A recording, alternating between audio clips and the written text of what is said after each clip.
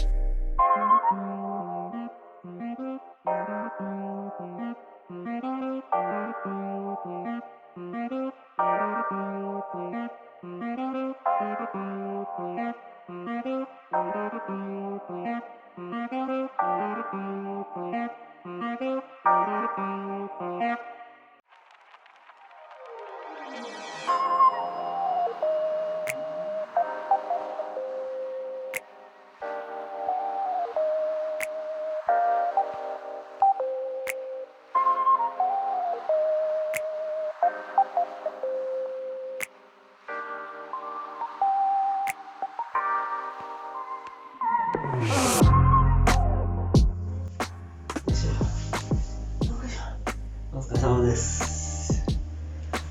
できました。めっちゃ良くないですか？これはね、やってよかったですね。かなり綺麗に貼れました。なかなかいいんじゃないですか。よいしょ。こうやっていくと、で天板も貼りまして、でさすがにここはね、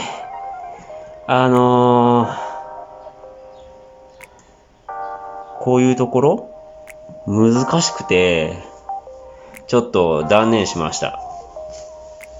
でもですね、どうすか、もうこのパッと見めちゃくちゃ良くない感じ？どうすかね、お部屋にだんだんマッチしてきたというか。よいしょ。こうやって見たら良くないですか？